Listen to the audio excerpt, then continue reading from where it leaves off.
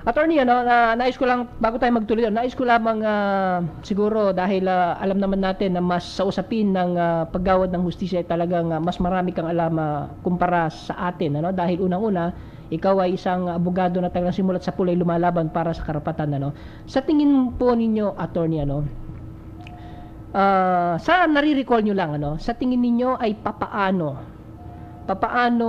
nagsimula na ma-deteriorate ang ating justice system?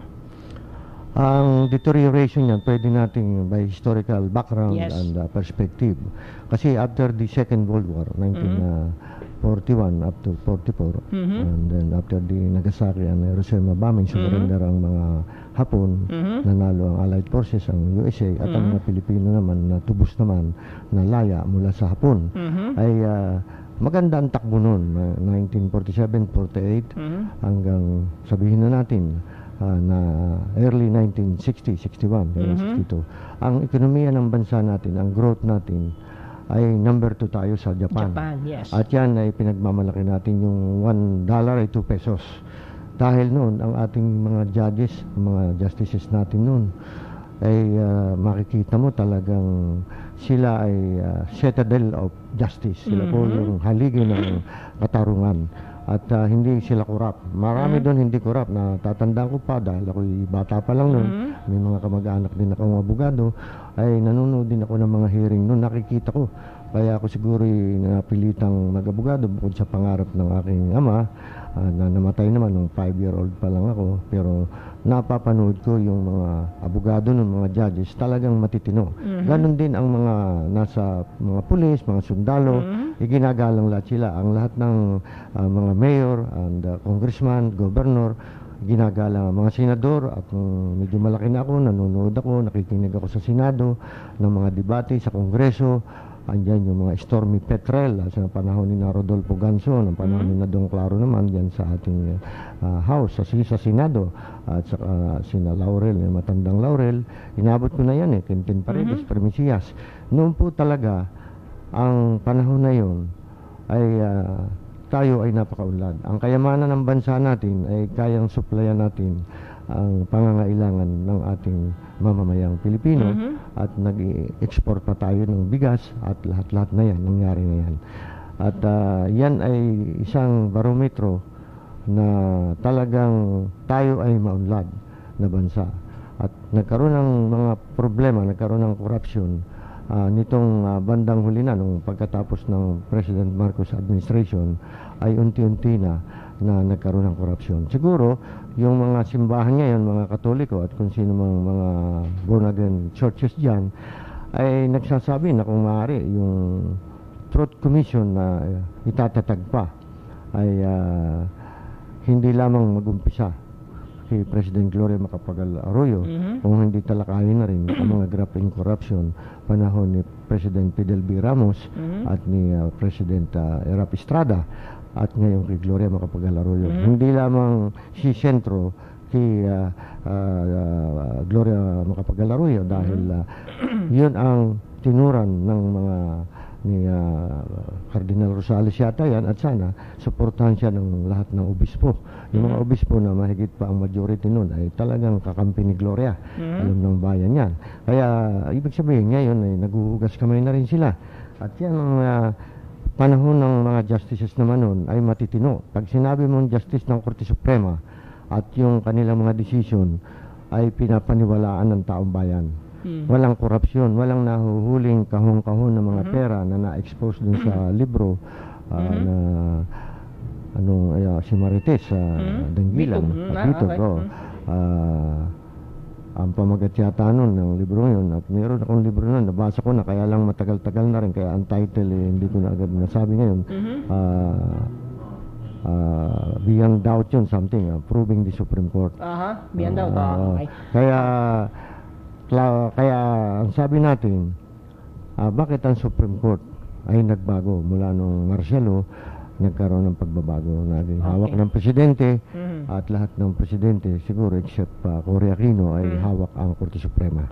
And yan ay isang mandato na hindi natin maiwasan. Ito nga latest na press release na isang kolumnista, si sa Malaya, ay nagsabi, at ito nakita niya na yung tinatawag na social weather station, hindi yung weather bureau yung seminar sa survey. Survey.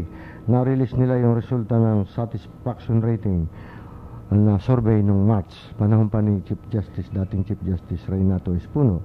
Abay, yung pala ngayon lang natin nalaman dahil nga na-publish nitong editor ng Malaya, si Jake Makasait, di ba? Ayan nasabi niya na talagang ayon sa kanyang sinabi dito, until the social weather station releases the results of its satisfaction rating survey in March, I am not prepared to believe that the rating of presently retired Chief Justice Renato Espuno was zero, big zero. Na zero siya. And considering na, di ba, nagkaroon ng mga decisions sina Justice Bersamin, ang mga justices, 9 ang score against 3 yata yun.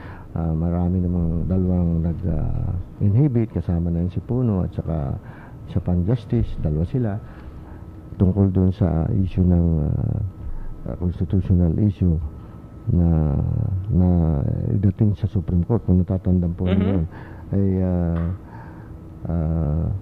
sa midnight appointment, something at saka yung sa appointment ng next Chief Justice sa Supreme Court, ay bumagsak ang rating ng Chief Justice. Ay siyempre justice yan. Pagka yung pinakamataas na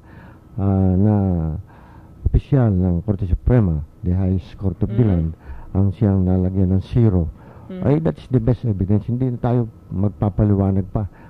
Yan ang pulso ng bayan. Okay. So, attorney, so sinasabi pulso ng bayan. Is it correct na kung ano ang pulso ng bayan ay yun ang tama? Ang sabi ko nga po kanina, yung mga ordinaryong tao na basa ko yung life and times of Mahatma Gandhi. Yung si Mahatma Gandhi, hindi naman naging congressman o parliamentarian o naging senador. Na katulad ng mga nangyari ngayon, mga pork barrel natin. Wala nung siya, wala nung ng India. Ay hindi rin siya naging presidente. Pero yun nga, nabanggit ko nga kanina, in fact, ay made some mention na pagka naglalakad siya during yung Faith for Walk, yung siya yung non-violent siya ay nakikita niya yung mga mahihirap na nagkalat, walang makain at walang mga sapatos, nagugutom, ang mga bata hindi nakapag-aaral at talagang hikahos ang mga mukha nila. Ay kahit hindi mo i-describe, talagang mukhang mahirap at amoy mahirap at lahat ng klaseng kahirapan nandoon. Pero yun ay nararamdaman niya.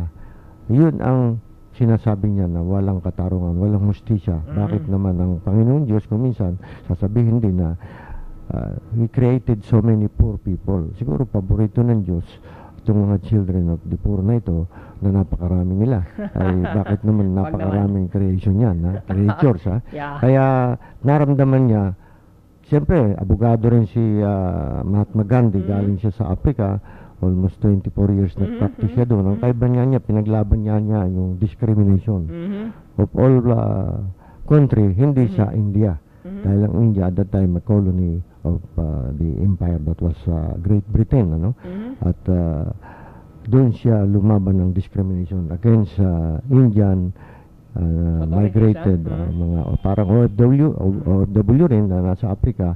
Pinaglaban niya yan doon. Kaya nung bumalik siya after 24 years sa India, doon na siya lumaban at ang nilabanan niya yung British Empire. Ang sinabi ni British Prime Minister, I am not sitting as the Prime Minister of England to preside the downfall of the British Empire. Pero si Gandhi ang nanalo na deklarang independente ang India, 1947 yun. And then si Jawaharlal Nehru ang first president. Pero si Gandhi hindi naman naging presidente, but he is the father of the modern India. Ay nakikita nga niya, hindi ang batas, although he's a lawyer, nakikita niya yung kawalan ng katarungan. Sana ang mga leader natin sa judicial, sa executive, sa legislature at sa mga local government units, ganun din ang kanilang maramdaman at gawin.